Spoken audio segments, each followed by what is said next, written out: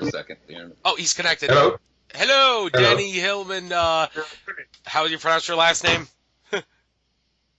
Very good. Hang on, hang on. Yeah, his name is pronounced Natawidjaja. Natawidjaya. Natawidjaya. Natawidjaja. Do you have that, Andrew? Natawidjaja. Okay. Yeah. All right. I will make sure I learn it for the sake of when I promote this and everything after I upload this to YouTube when we're done with this. So it's great to have you all on for this 1 hour special here. I've been trying to do this for a while. I interviewed Frank Hoff about, I think it was 3 years ago, talking about Professor Arios Núñez dos Santos' theory about how Atlantis was really in the area of Indonesia, as was Lemuria, and I do believe there's definitely something to the idea that, yeah, civilization was definitely down there and all that. There are so many people that I've talked to about this that say, well, I think it will be a stretch to call that Atlantis, but we'll get into that later. Right now, I want to start off, though, with, having a trio of people on as guests kind of makes it hard to know who's going to answer which question and who isn't, but I want to start off with the Gunung Padang Pyramid and all the stuff that has to do with that, because a lot of excavation's been going on with that. The History Channel show Ancient Aliens has shown it a few times, and I was reading the article on Wikipedia about it. It doesn't have an official website of any sort anywhere on the internet. The site does, so it seems like the Wikipedia page and any news articles out there is all anybody can get regarding information for that site. But there's a little bit of controversy about that, and we'll get into that. But I want to give you guys the floor to talk about the excavations in that site and what the implications are regarding what was found. So take it away, boys. You got the floor. Yeah. First of all, Andrew, this is Frank Joseph Hoff. I think maybe for your listeners, it might be a good idea if I give a little background before we really get into Gunung Padang. By all means. Because there's a lot of listeners on there who probably don't know anything about what we're all about and what we're doing and what's come about over the years. First of all, I represent the late Professor Aricio Núñez dos Santos of Brazil. He unfortunately passed away in September 9th of 1995, or excuse me, 2005. And he was a professor of nuclear physics, of nuclear engineering. He was a physical chemist. He was a geologist. He actually was a climatologist and even wrote some of the original papers with regard to global climate change to the scientific community. He was also a contractor to NASA at one time, and he studied here in the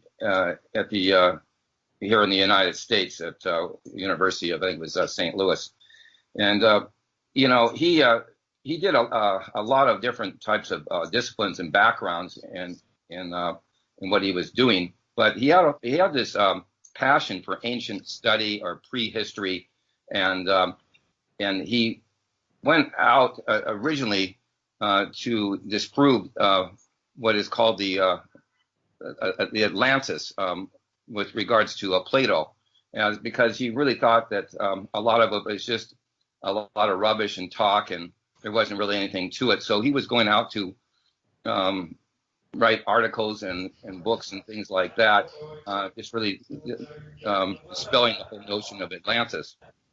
And what happened is, after about 10 years of research, he found out there was really something to it. And he thought he'd better start investigating it deeper. So another 10 years to get some more background into it.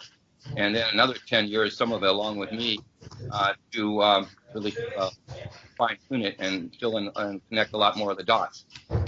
And he made an amazing discovery in that he looked for a place on this earth where, if possible, where Atlantis could possibly exist in the middle of the Pleistocene Ice Age. And so he actually looked at a spot around the Earth for that, and then he worked on reverse engineering it back to the true original real location, not a remnant, or not an outpost or a colony or something like that, but the true original location that could support a population of what Plato in his dialogues of Critias and Timaeus mentioned in some abstract terms of well over 20 million people. And he derived that amount of population from the size of the army that was outlined. It was outlined by Plato or Plato in his dialogues. And he ended up finding, after, like I say, almost 30 years of work on this, that true original real location is where the Indian Ocean, as we call it today, and the Pacific Ocean, as we call it today, and the Java Sea and the South China Sea meet, and that area is in and around Indonesia and the surrounding area of Southeast Asia. You follow me, Andrew? Yes, I do. We already talked about this when I had you on the first show, but I did. It's by all means good that you're getting this information out again to set the stage for this interview. Yeah, and so for your listeners that may have not tuned in before, that's I wanted to fill in some of the background. Now, there's a whole lot more to this as far as connecting all the dots, but it's mainly that is that what kind of hold everybody has been looking for a needle in a haystack for Atlantis, because this goes back at the ending date of 11,000 years ago. Basically, with Frank, hold on just a moment here. Those of you who are not speaking, Denny and Bob, why don't you guys put your microphones on mute unless you're talking, because I can hear some stuff in the background and I'm not exactly sure what that is or who that's coming from. Not coming from me. I'm very quiet. Okay, so please put everybody who's not speaking, put your microphones on mute for the duration of this interview. My apologies for not saying that at the beginning. So, okay, Frank, continue. Okay, I hope you're hearing me clearly. Yes, I am. Okay. So anyhow, what's happened over time, because it's been over 11,600 years is the ending date for at least Atlantis proper, and going back further, the ending date for Lemuria Atlantis, the motherland of civilization or Mu, was about maybe close to 70 years ago. Selamat pagi. Undangan kepada peserta rapat. What is that in the background? What's going on? Someone's not on mute. Okay, to mute your microphone, you actually have to, you can't do it on Skype, you have to,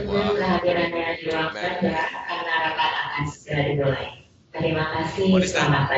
Who's talking in the background? Who is that? I think that's Danny's. Maybe that's my office? Yeah, I'm in the office. There are a speaker phone that announcing something. Okay. Please mute your microphone so that does not drown out Frank's voice. All right. Frank, you there? Okay. Okay, now let's go.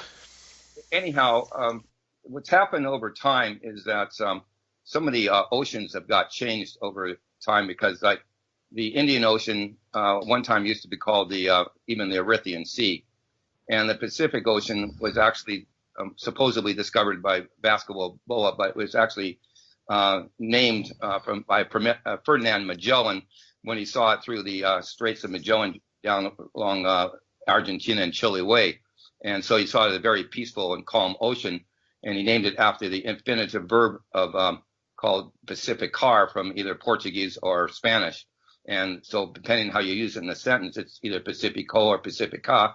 And so they dropped the A or the O, and that's why we named it the Pacific Ocean Day, and it's stuck. But the actual ocean, really encircling the entire world, it was coterminous, was, and that's the scientific terminology for it, was the oceans of the Atlanteans, or the Atlantis Ocean. A lot of confusion came in. When the Indian Ocean got changed, especially over to the Erythraean Sea, and rather than state the name of the Atlantis Ocean, or the oceans of the Atlanteans.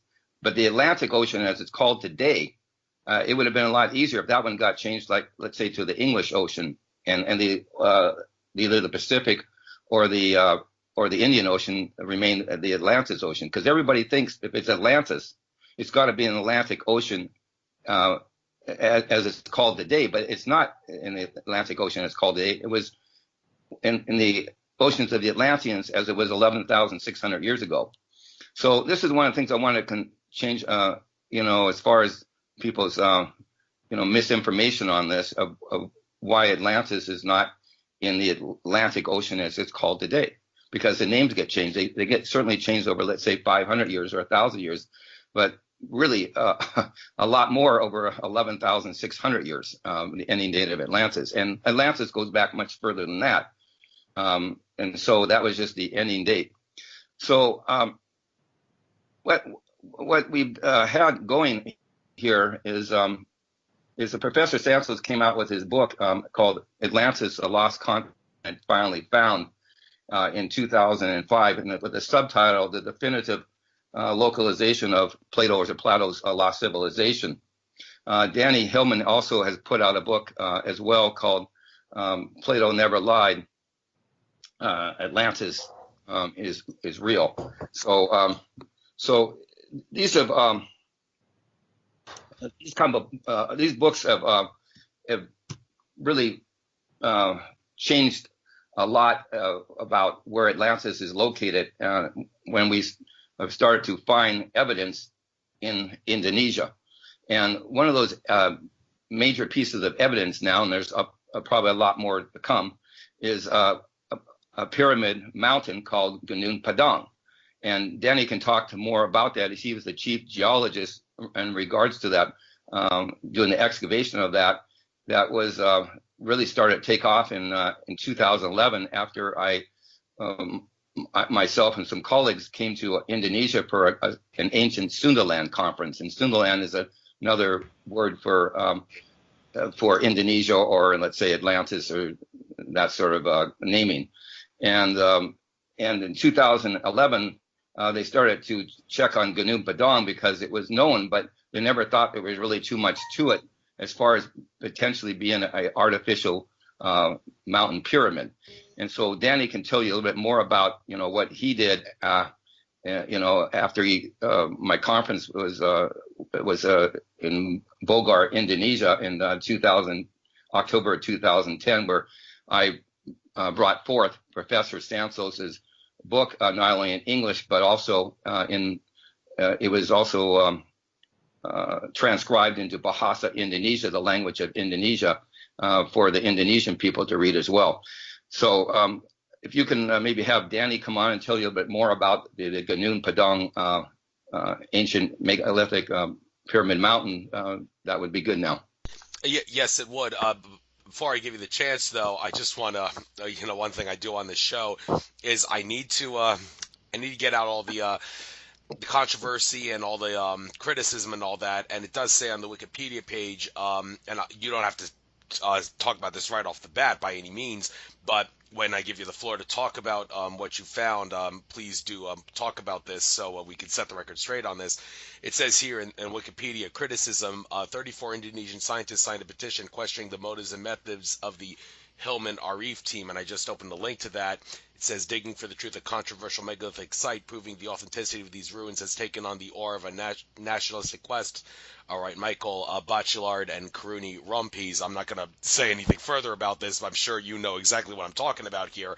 I just want to get that out so you can have the floor to give your side of the story in regards to what this is.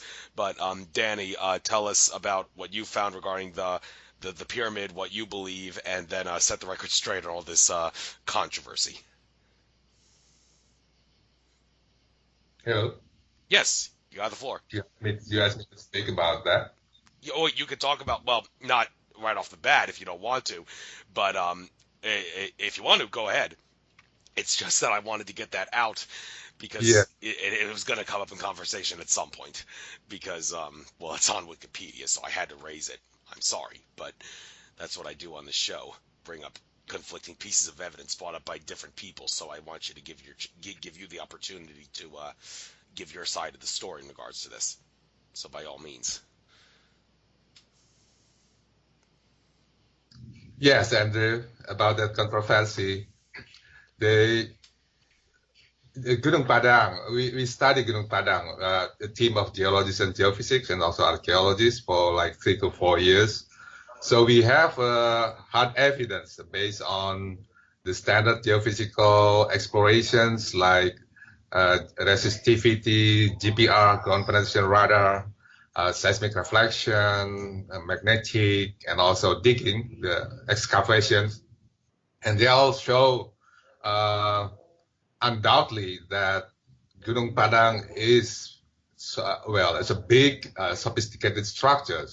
It's an old structure. So it's not just a megalithic site on the surface, like, some people believe, but below that, underground, there are much bigger and sophisticated structures. It's big. So you could call it pyramids or other, because it's not like a pyramid in Mesir or even in Maya, because it's not that symmetrical. It's like elongated body also. But the point is, the underground structures are real, and there is no conflicting data of that, because we are the only one who studied the underground structures of Gunung Padang. So the controversy is just coming from opinions, basically. So there is no conflicting data on that. And we have many seminars, conference. There is no conflicting data. It's just different opinion, and that's fine. And we don't worry about that conflicting opinion also, as long as it doesn't,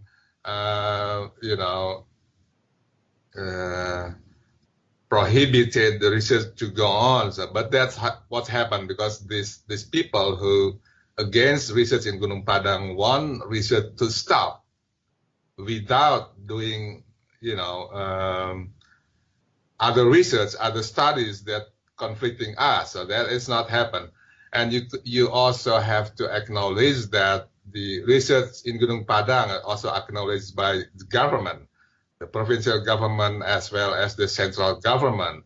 So there is a president decree who the president decree that instruct the Minister of Education and Culture to continue research in Gunung Padang, and to find the truth there, and to continue our research. But that's what it has been halted for, like, I think for about almost 3 years now. So in the simple thing, there is no controversial data, but just a conflicting opinions, I would guess. Yes, I also want to point out here, it says also here on the Wikipedia criticism thing, volcanologist Sutikno Bronito states that the site is the neck of an ancient volcano and not a man-made pyramid. Yeah, right. So give your take on why he is probably mistaken. Yeah, I think so. I think I could say I think he's the only one who against our research, but we spoke to many geologists, they don't. So, and Sutikno did not have study in Gunung Padang. He just visited for like a few days and that's it. That's what he believes. So up to him. Right. Yeah, I don't mind. Yeah, Danny, tell him about the composite cement that is in Gunung Padang, as far as cementing different layers of the different andesite blocks and all these type of things that are going on with that composite material that was is not natural right to that area. Okay, so what we found, the Gunung Padang is the megalithic structures that composed or construct by special rocks. It's called the columnar joint rocks. It's like the columns, right?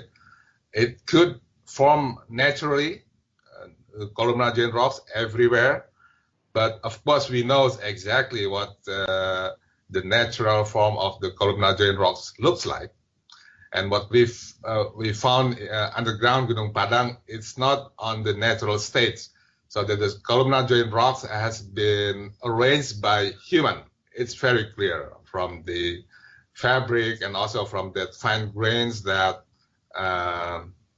between the column, like what Frank said is the cement. Yeah, you could say the cement or the matrix, but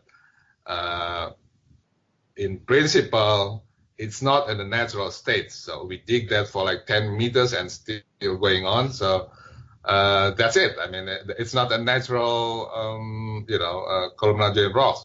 Although originally it's a natural mountain. Yes, we know that because, Gunung Padang is like 100-meter high, and a part of the big structure is only like 30 meters from the top, and the natural man-made layers, the rocks is only like, that the arrangement of the columnar joint rock is down to like 15 meters thick, and below that there is a massive andesite lava rocks, which is natural. So that is the original mound, but it has been shaped before that, the natural made layers put on top of that. So yeah, and can you understand? Yeah. Yes. So, but what makes more controversy is after we date that layers, the carbon dating of the carbon materials between that columnar rock is very old. It's very old, but it's not like 1/8. The Gunung Padang has been constructed several times. The oldest structures probably has been built before Holocene. What I said as a Holocene, the Holocene started about 11,600 years ago, which is interesting because that is the time when Atlantis sank because of that big flood or tsunami, earthquake.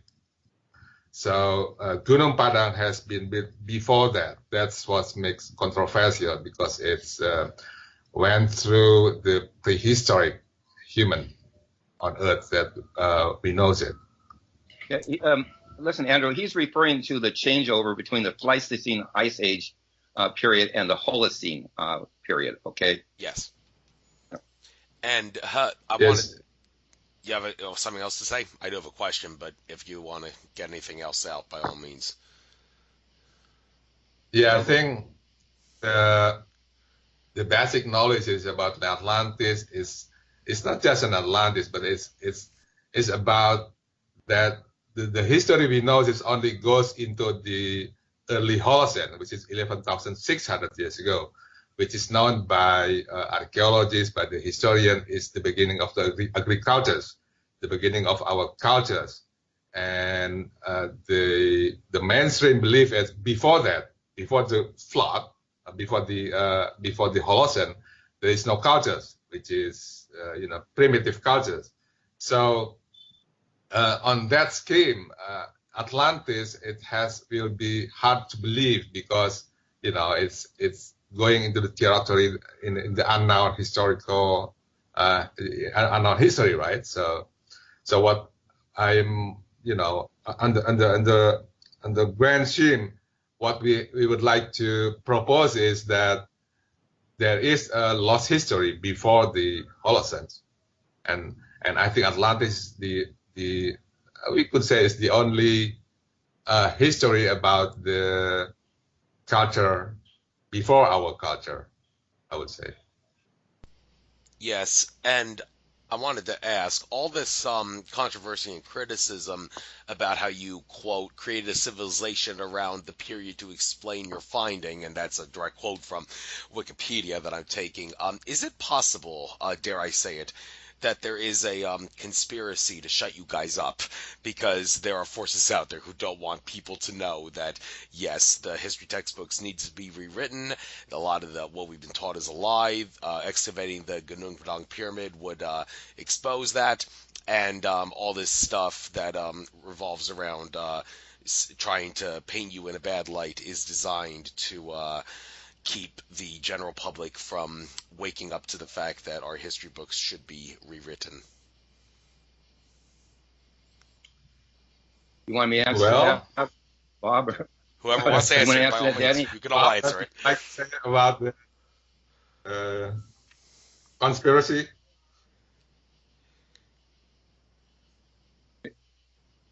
Is that what you're saying, Danny? Well, I think that I don't know whether it's a conspiracy or not, but the thought of against the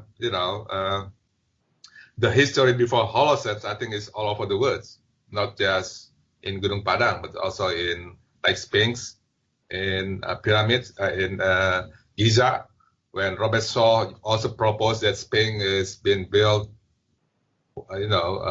much older than the Pharaoh, the Egyptian kingdoms. So it's also against by the Egyptologists, right? And even by the National Academic Science in U.S. Yes. And I don't know what's happened, because also like, for example, like the Altamira case in Spanish about that cave paintings, right? The one who found it is also against by, most of the archaeologists, even the church. So if you're talking about the conspiracy, it goes back older. Yeah, Andrew, I think also it has to do with a lot of knowledge filtration that goes on, and the other thing is that certain academics have their vested interests in their certain theories or ideas or agendas, and they don't want to change that around too much. And so this is a process of science and academics in either proving your theory or hypothesis. In this case, I believe it's more of a theory than a hypothesis regarding Atlantis and how this, what happened to this past civilization, where it's at. And as we bring up more evidence, and not just Gunung Padang, and Gunung Padang is located, I think it's something like about maybe 35 kilometers southwest of a city called Cianjur in West Java, Indonesia. But there's a lot of other artifacts all over Indonesia that they're either there that haven't been talked about or discovered or undiscovered, including not only the island of Java, where West Java is, but and the Gunung Padang Pyramid Mountain, but up in Sumatra and maybe Sulawesi and many other places there. So this is going to take a process, and also underneath the sea, the Java Sea and the South China Sea and so on. So this is a whole area over there where basically east, the old saying, east meets west. And it's going to be a process of turning this around. Danny is one of the people that are instrumental in doing this. Professor Santos, I mean, we were fighting battles about this. It's all over the world, not just in Indonesia, with other so-called Atlantologists and people that sometimes came up with a lot of a big splash of where Atlantis is, and nothing ever came about it as far as any evidence or anything like that, because they're all looking in the wrong haystack or haystacks all this time. And Professor Santos explained to me a long time ago, that scientists and maybe engineers as well, archaeologists, anthropologists, and so on, were very interested in this particular topic, because they got pointed to the wrong place in the world and place or places so many times, and nothing came of it. They got really turned off, and it became kind of a taboo subject. What we like to do is eventually pull this out of being such a taboo subject and really start developing this as a science, and not only just prove it, but in science you also work to disprove it. That's what Professor Santos did originally, is to try to disprove it, and he couldn't. There was too many times, coincidences, where it started leading back to this area of Indonesia over and over and over again, and he just couldn't get around that. That's what started him to believe there was really something to it, and it started him to turn around about 180 degrees regards to the problem of Atlantis. Andrew, I'd like to jump in here, if I may. By all means.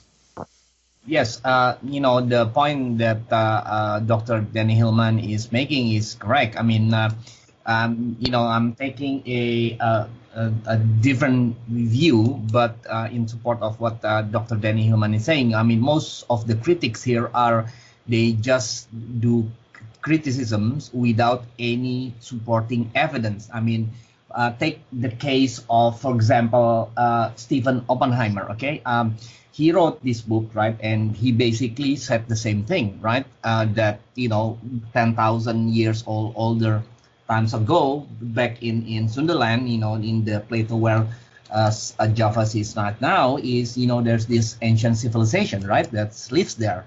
I mean, he wrote this book approximately the same time as Santos's book, right? He published it approximately on the same time. So I met Dr. Oppenheimer.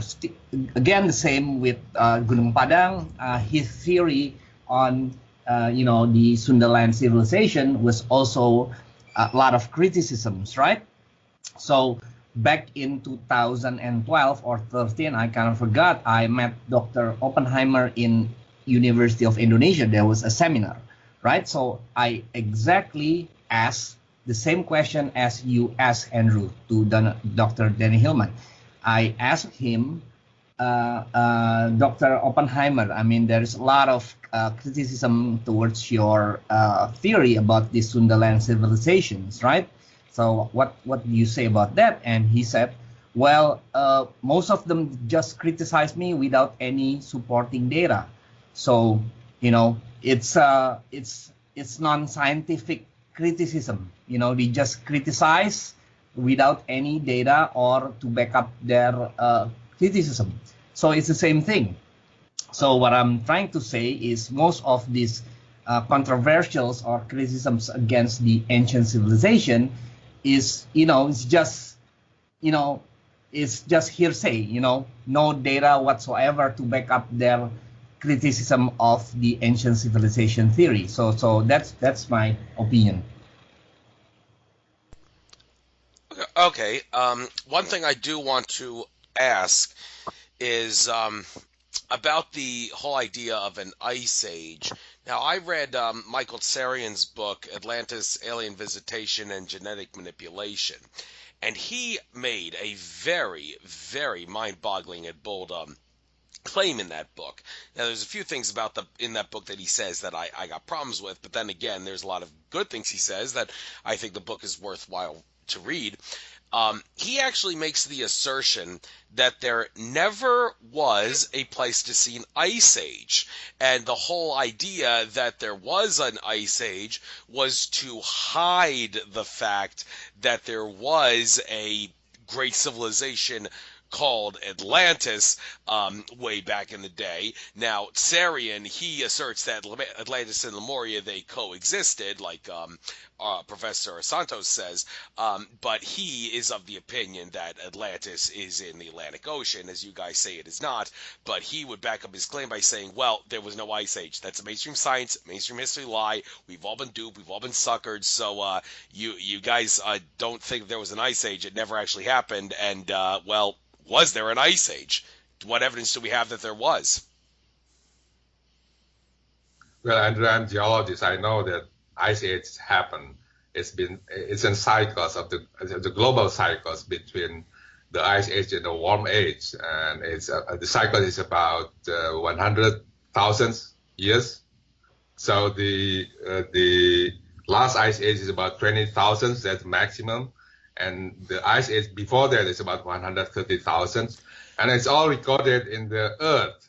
If you read lots of papers about that, about the Earth temperatures from the ice cores, I think that's the best data, and it shows very clearly. There's no doubt that our Earth has been went through that cycles of the global weather between the cold and the warm periods.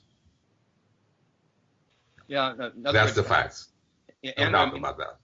They take the ice core samples, like even Antarctica and Greenland. I mean, all these other places around, so they can do the testing of this, and the data is there. So, I mean, this idea that there wasn't a Pleistocene ice age is really crazy. Professor Santos himself was a climatologist, which he has a background. And I know Michael Tsarian very well, but he was only a climatologist, but a geologist both, and also a physical chemist. I mean, his background is really like second to none as far as knowing about whether there was a Pleistocene ice age. Unfortunately, Michael, even though I know him very well, met with him and been with him and had like maybe lunch and been at libraries and everything else with him in the past and conferences, I just think he's mistaken on that. I wish he would read a little bit more about Professor Santos' work or Danny's book as regards to this whole geology of the area and about the Pleistocene Ice Age. Yeah, I have no doubt that you guys have found more than enough evidence that a civilization was definitely there at the time that you are alleging it's there. But like I said at the beginning of the show, many people that I've spoken to about this and have pushed your theory say, well, yeah, Professor Santos is right. There's definitely a civilization there at the time he's alleging, but it's not the civilization of Atlantis. He's taking that to a huge extreme to suggest that it was Atlantis. So I need to ask you, what evidence do you have that, yeah, this is the Atlantis that we should actually be thinking of and not some other civilization that's somewhere else? Well, let me just take this real quickly. The question is where are you going to support a population in the middle of the Pleistocene Ice Age of over 20 million people? It's not going to be in Antarctica, where the ice core samples have been there for ice has been there for over 2 million years because of ice core samples that they tested in situ. So it's not going to be there. I mean, you can't, even today, you have a tough time even supporting, let's say, 1,000 people in Antarctica. Also, other areas they've mentioned, like in the Mediterranean and in, let's say, Spain and some other areas, in the middle of the Pleistocene Ice Age, where we had would be equivalent to a mile high or a couple of 1,000-meter high ice on, let's say, the North American continent and around the European continent, there's no way you're going to support that many people. The only place is in a tropical type area, and that place is in Indonesia at that time. So being extremely conservative, you really can't support a population at that time that's above 30 degrees north latitude or below 30 degrees south latitude. In fact, I don't think you can support it even above 20 degrees north latitude or 20 degrees south latitude. And so many of those places that people are talking about where they think Atlantis is versus in Southeast Asia are totally out of it because they can't support that population. And in Indonesia, they can support it because they have the staple crops, which they can even grow today, like rice, and they can actually grow as many as three crops in 1 year of rice. And also have, because of the volcanically rich soil and also because of precipitation in the area. So some of these ideas about Atlantis and this misinformation about being in the Atlantic Ocean and other places that I mentioned, the Caribbean and so on, are just totally out of the question, especially during the Pleistocene Ice Age. You just can't support that many people. It's just not there. The biggest invention probably of all time is actually agriculture, followed by animal domestication. And so that's what you need in order to not be a hunter-gatherer anymore. And this is what the Atlanteans did. They developed that and also metallurgy. And that's how they were able to move forward. And then, of course, the sciences and culture and religion and so on. So I hope that answers at least some of your question, Andrew, and maybe some of the skeptics too. Right, and, but okay, go ahead. Can I add? I think it's two or three type of questions bundled together. I mean, number one, I think we have to agree. Number one, we have to agree that there is a civilization that lives in this area, in Sundaland Plateau, or in this Java Sea thing, in the Pleistocene period. I mean, we agree on that first. Because why? Number one, Dr. Danny Hilman has found the supporting evidence, by geology.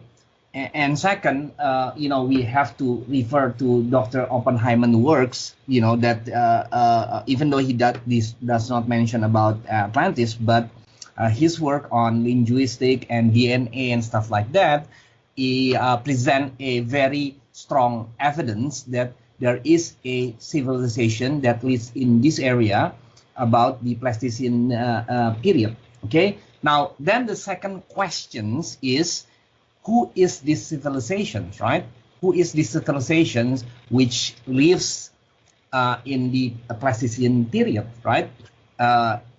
If you ask that questions, I mean, you only come up with most probably one answer, which has been discussed so many times. Could it be the so-called Atlantis civilizations? I mean, that is the second questions. But I guess it's a two-part questions, right?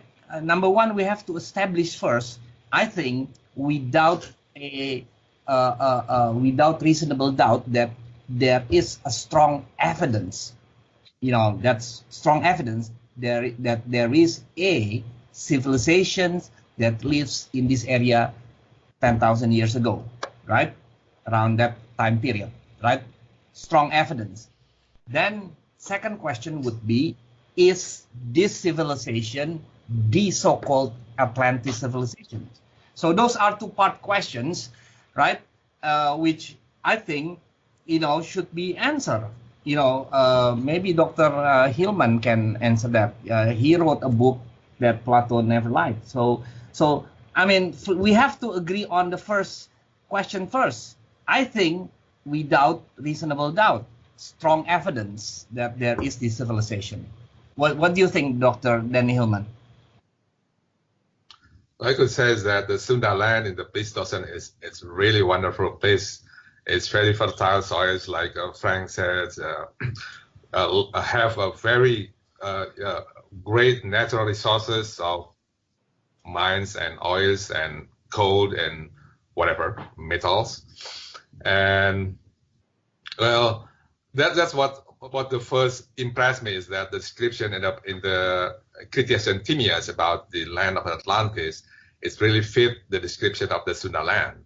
I mean, there is no option for that, for the size of the land, the weather has the two weathers, rainy seasons and the dry seasons. All of that is just fit the Sunda land, I would say. And there are lots of evidence also there's a civilization in the Pleistocene. I think it's Gunung Padang is included on that.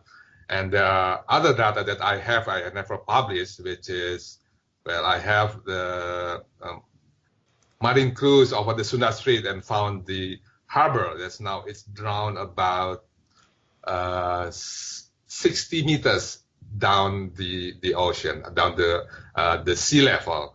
And also I have the data from the oil company from the Gulf of Thailand showing on the bottom of the sea there are traces of irrigation and stuff, which is man-made. So that's data that we haven't published yet, but it's all pointing out there's a civilization in the Pleistocene in the Sunda land. And, it fits the description of Atlantis. But I don't really care whether it's the name of Atlantis, but what I care for is, that's what Bob said, is that do we agree that there are civilizations before us? It means before Holocene. It means also if we, on the religion side, it means there's a civilization before Noah flood. I think the cultures that we know is after the Noah flood, and the culture in the Noah period and before it's lost, and that's including the Atlantis, I would say. Yeah, the dreaded A word they say in mainstream history. If you mention Atlantis, you're going to lose your job, because no mainstream person is going to talk about Atlantis because Sumeria is the cradle of civilization. Well, no, it's not. And we've all clearly disproven that. Yes. And I do want to ask, though, about one more thing about the Gunung Padang Pyramid. Astrological and astronomically speaking, is there anything that you guys have found regarding that site showing that our ancestors of the past were no fools in regarding to mapping the sky, and did they have strong beliefs that, yeah, astrology is a very genuine science, and we should do like rituals on solstices, equinoxes, full moons, and other significant events like that? Is that any evidence for that in the Gunung Padang Pyramid? Well, a couple of my colleagues study that, but I would say up to now there is no strong evidence that pointing out about that astronomical evidence. Not yet, Andrew. And with the alignment of the stars and all that sort of thing, like maybe the pyramids in Egypt at Giza Plateau, right? Yeah, no, we haven't found that yet. Yeah, but that's what Andrew you're referring to. Yes. Yeah. Oh, yeah. I want to, and Danny, maybe you can talk about this. The dating of the pyramid on what you found in the core samples as you went down 5 meters and 10 meters and 15 meters and so on, and the dating that you that you did at the two laboratories, the one in Bantan and also the one in the other laboratory in that was in Miami, Florida, there too, the analytical laboratory. Yeah, Andrew. Yes, Frank. Yeah, that's. Thanks for the question. I think that's what's one of the most interesting part of the Gunung Padang. So the Gunung Padang, at least there are 3 layers. The oldest layers has been built before 10,000. I don't know whether it's 13,000 or even 25,000. There's a big uncertainties of that, but I'm sure that's before Holocene. And the second stage is been built around 9,000. But before it's been built, it has been buried purposely. And the youngest layer is around 3,000 BP. That means about 1,000 BP. So that's the carbon dating of the Gunung Padang. And one of the interesting is if you compare to the Göbekli Tepe. Göbekli Tepe is also the old site in Turkey, which is built in 11,600. It's exactly the same time as the destroyer of the Atlantis. And also from the Göbekli Tepe, we know that the Göbekli Tepe that has been built 11,600 is also buried purposely around 9,000. So it's the same time as where Gunung Padang also buried around 9,000. And archaeology also don't understand that. And in Göbekli Tepe, they just wonder why it's been buried, because to bury the Göbekli Tepe site, which is very big, is as difficult as build it. So why bury it? That's the big question also that's unanswered. Right. And another question, I need to go off into the deep end a little bit here. Recently interviewed Eric von Daniken on my show. He's always going about the idea that, the humans built it, but they got help from our star brethren. And a lot of people that talk about Atlantis and Lemuria say that it was like a colony, a peace colony of a lot of star races coming together on planet Earth, not just from the stars, but also in the Earth. People and the Hollow Earth theorists have jumped on the bandwagon too, saying that our brethren from within the Earth settled on Atlantis. So is that kind of out of your area of research, or do you have anything to say about that? Are you asking Danny? Yeah, I'm asking all of you. Well, I follow all that hypothesis, but I don't think about that much up to now. I'm still, still focusing on the hard facts, on the evidence. Yeah, Professor Santos has this, and more of his like a hypothesis. Just he wasn't really that much concerned with it or focused on it, but he thought that maybe the civilization at one point could have came here from another planet, like a Mars type planet. But it was more like speculation that was the case. But it's still a kind of a hypothesis that maybe that they may have come here from another planet here. But that would have been like maybe hundreds of thousands of years ago, something along those lines. I did want to get back to something with Danny on this and how on the carbon dating of the Gunung Padang, when you get down to like, was it third or fourth layer there, how far back did the dating go on your core samples in before present BP time when you did that? Yeah, that's the oldest layer. The oldest layer, carbon dating there are lots of uncertainties on that layer because the result of the dating it ranges between 13,000 to like 26,000. So that's the uncertainties of that dating. But seems to me that it's before the Holocene, before 11,600 pp. So, Andrew, that goes way back in time. It could be 26,000 years old, which would make it a lot older than Göbekli Tepe or the pyramids of the Giza Plateau, the Great Pyramid, and so on. The other thing is, too, Danny, can you talk about the chambers that or caverns that you found? Yes. Noon? Yeah, I think that's our hope. If we can get an access to the chamber, we hope that we could find something there to tell us the story about the Gunung Padang and about that ancient civilizations. Sure, that the chamber, I think, hold the secret.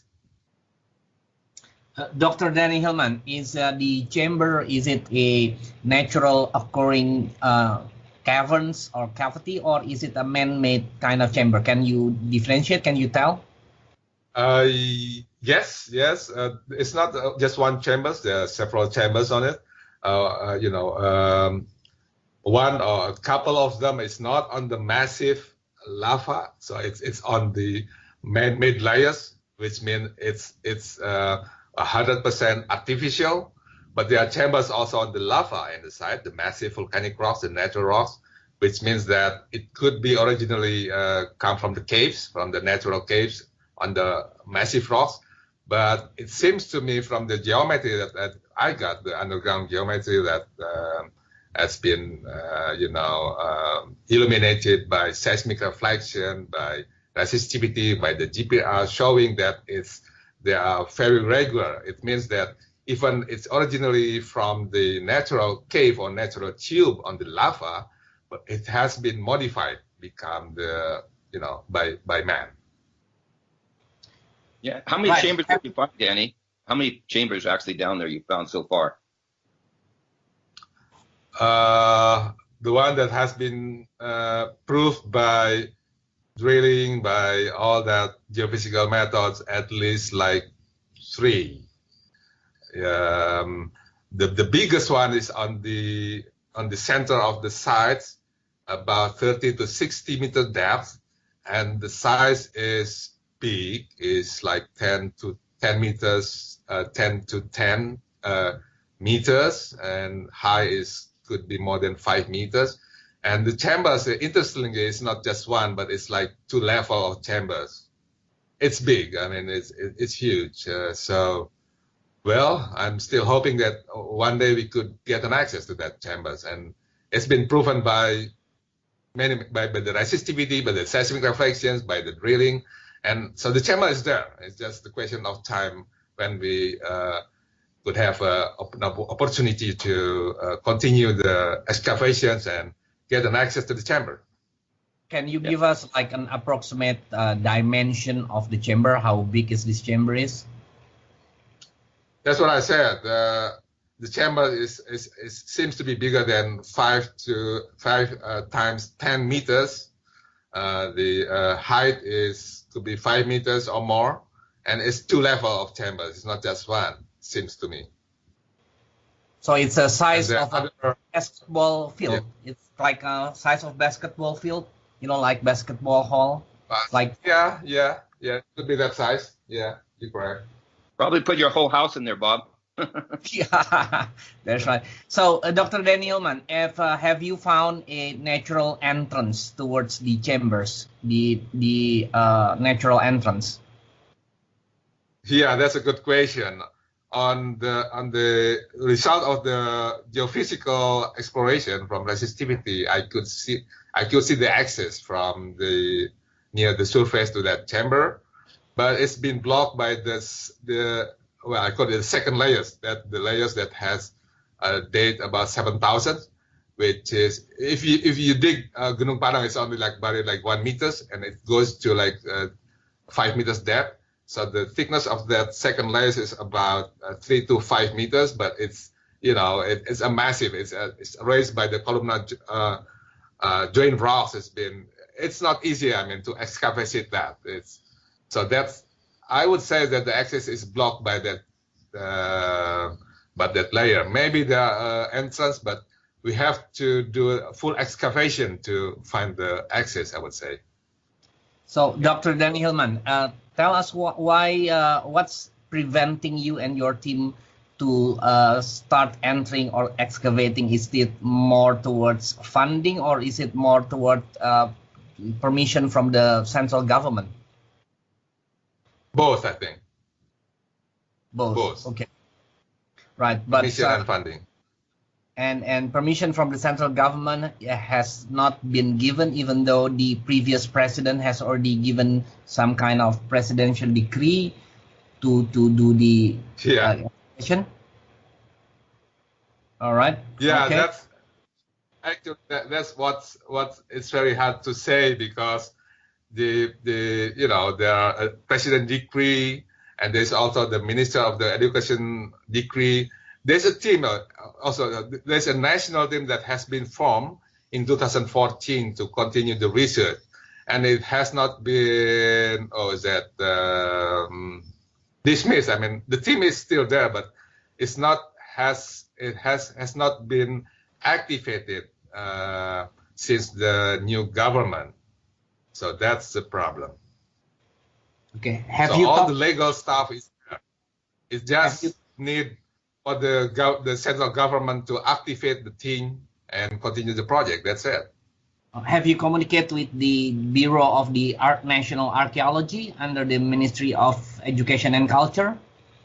So I've been communicating with the director. Yeah, I've been communicating with the director of the cultures, and he said, yeah, he agreed with my idea, but is kind of reluctant to do the action. That's a problem. Yeah, I would guess it's because they are still resisting senior archaeologists to, I don't know. It's a mystery to me.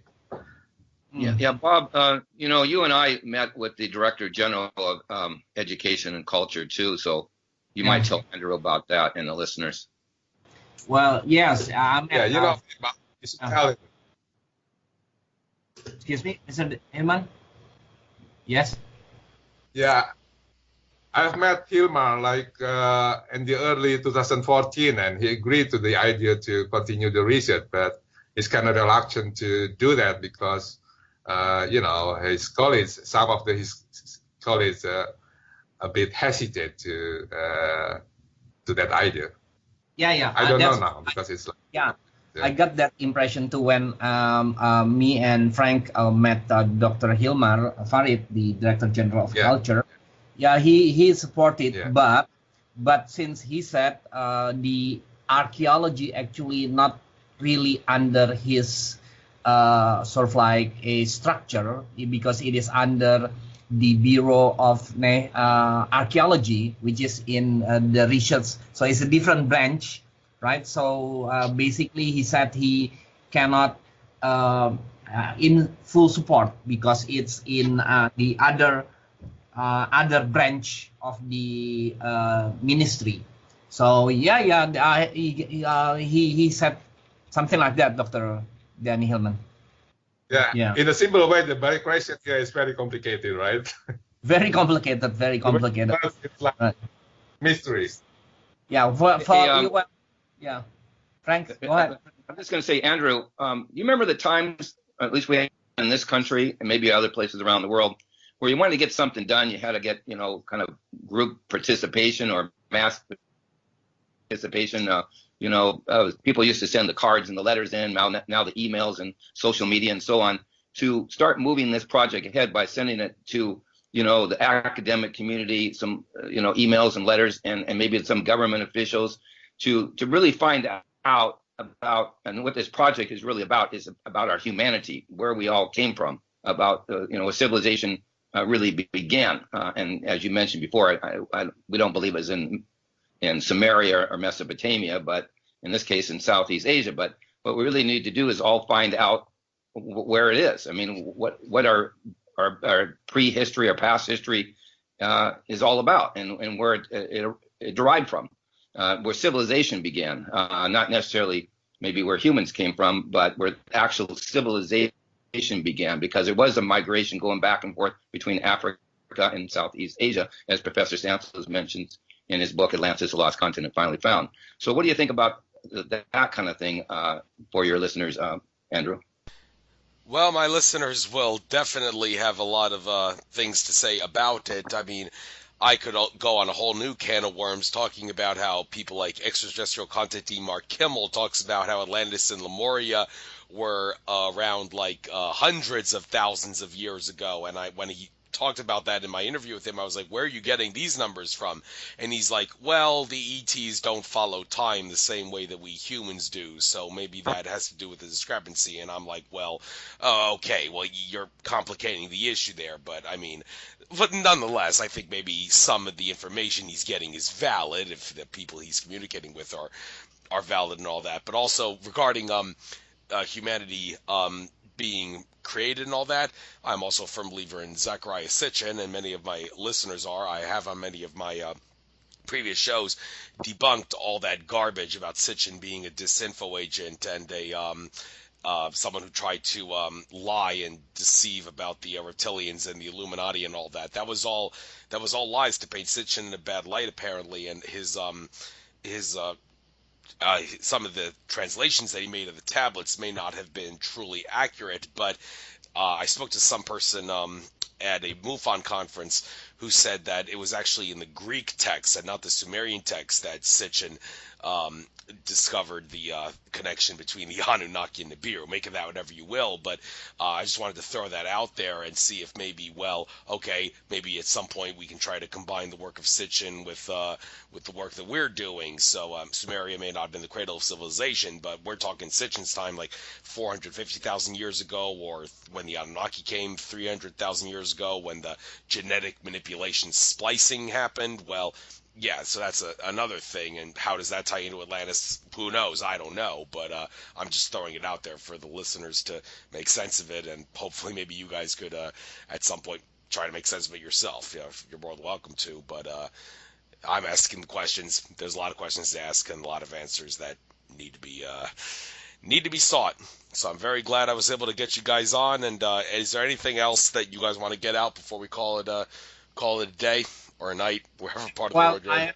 I have another question for Dr. Danny Hilman. Is that did you find any artifacts or signs of civilization in the Gunung Padang sites, Dr. Danny Hilman, or surrounding? The biggest artifact is the structure itself, I would say, Bob. Other than the structure. Well, the small artifact that the most interesting artifact that they found is that the Kujang stone. Okay. Any evidence of human activities there, like human dwellings or bones or stuff like that indicate some activities? Not yet, but I know where to find bones. I know if I have a permission to dig it. Okay, so you have an indication where you could find bones, human bones. Yes, it's under the altar. It's under the altar. Okay. The terrace one. Right. It's very simple thought. Last question maybe is that you spent a lot of 3 years down there, and do you have any idea, if you have to guess, what is the purpose of this structure? If you have to guess. What could it be? What it could be the purpose of the structure? What does it functions? I would say I would incline with most people believe it's been constructed first for ritual religion. It has power also. It has we could say a metaphysical power. We would say metaphysical power is also connected to ancient technology, right? So you think, you feel, or you see evidence that there is some kind of energy that existed in the structures in surrounding area. Is that what you're saying? I do. The results of the resistivity and the polarity of the electrical polarity between positive and negative. There are the kind of the electrical polarity in Gunung Padang, positive and a negative, below the sites, which also amazed me. I don't know what it means, but I think it's connected to the power. And also we could also pointing out that below Gunung Padang there are a huge water reservoir, which lots of people also believe that that water reservoir is connected to the generating the power, like the Giza pyramid also. So you're saying that you see evidence of anomaly that show in the instrument, the electrical instrument anomaly, and energy or electrical anomalies in the electrical instrument. Is that what you're saying? We could say that there are indications, but I would say it need much further study to to hypothesize about that. But I don't want too much speculation on it. All right. But you do agree that there is something weird about the energy that's shown in the instrument in that area, something not right. Is that what are you saying? Yes, there are evidence of the energy in the Gunung Padang. Yes, I would say so. Right. Also, how much dating did you do in that artificial artifact? It's a stone. Did you get a carbon dating on that too?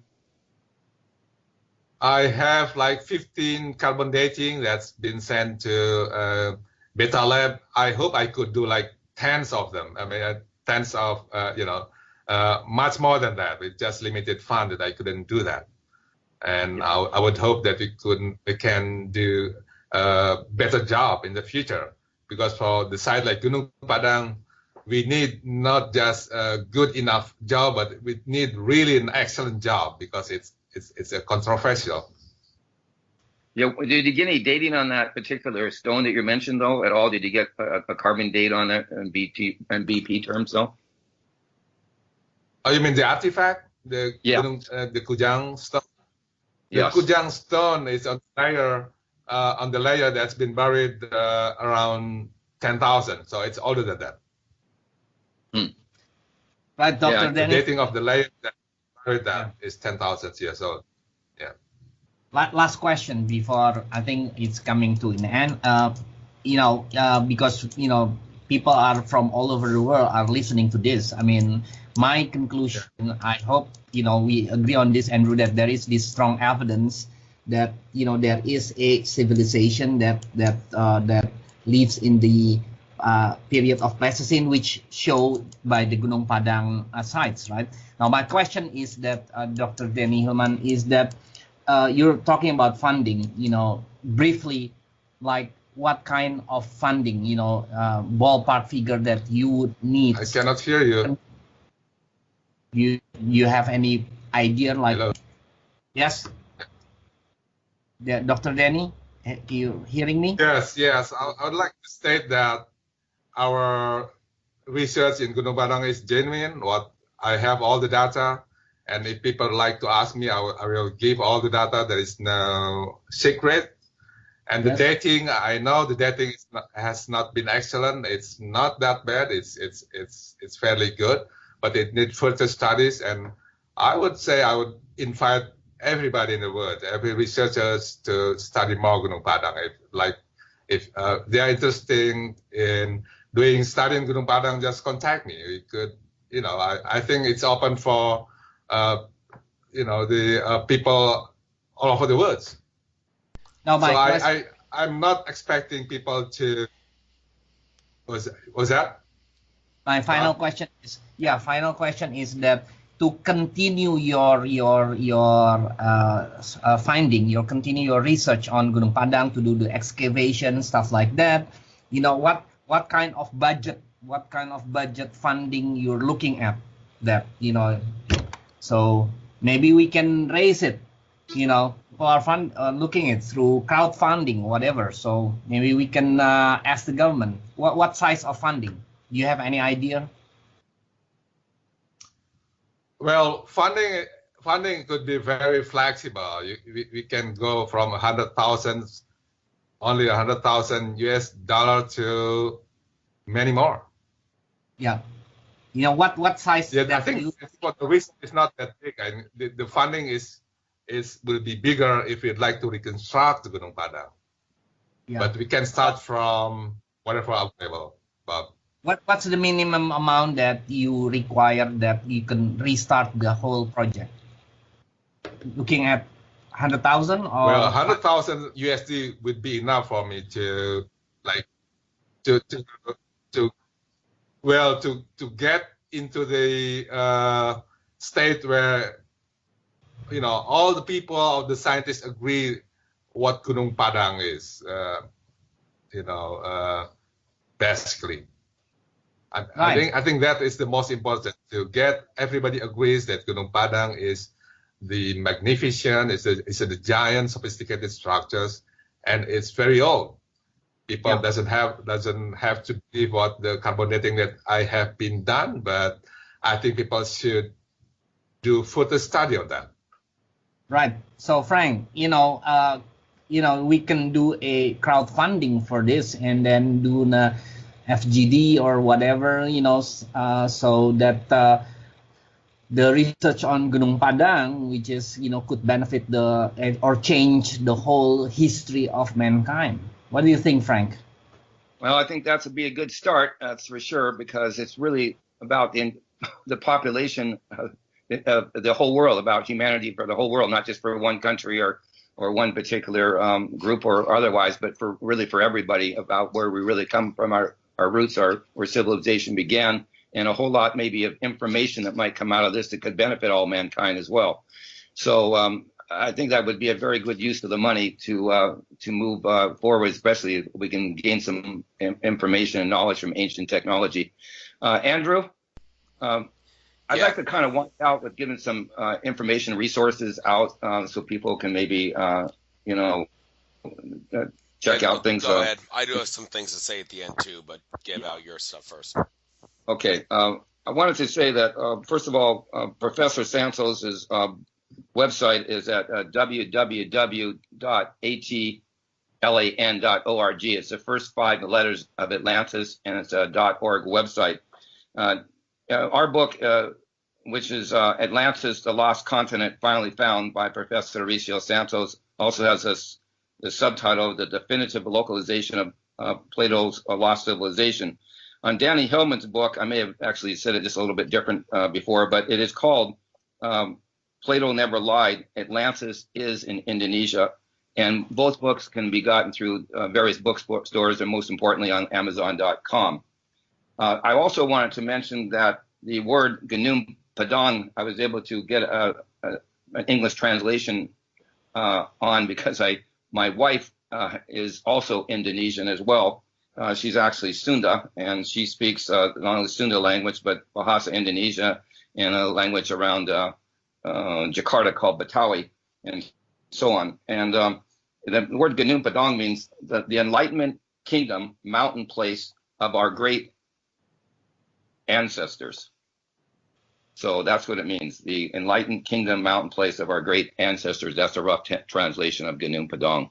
So go ahead, Andrew, with anything you might have. Yeah, as far as funding goes, I do not advise you guys get money from the government. Stay away from government. You know the government's going to try to shut you up in regards to getting any information out that's going to rewrite history, or if not the government, the people controlling the government, the powers that should not be. I'd like to say so. It always helps to try to make sure you get your money from sources that are of a more privatized level. And also in regards to land and all that, people say, well, this is owned by the government, let the government do it. No, the people own the people own the land, the people created the government. Anything that is government property is people property.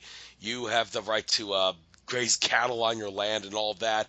If the government has taken it as like federalized land and all that, not that it has authority to do that, but if it does, that's what it's basically doing, allowing for everybody to use that land for its own purposes. And if they want to just come in and take over the pyramid site and claim it as theirs, well, you make it clear to them, well, thank you. You've just given us permission to let the people excavate the site all they want. Well, I know the government's going to be all evil and all that, and all. hate to talk about this, but my point is, do what you can to get the information out. Do the best you can, and sooner or later, good things will come. The gods and angels will be with us, and all that. Our ancestors will be with us, and all the information will come out in due time when it has to come out. So best of luck to you all, and it was a pleasure having you all on. Thank you very much, Andrew. Thank you, Andrew. Take care. Thank you. Bye-bye. Bye-bye. Bye.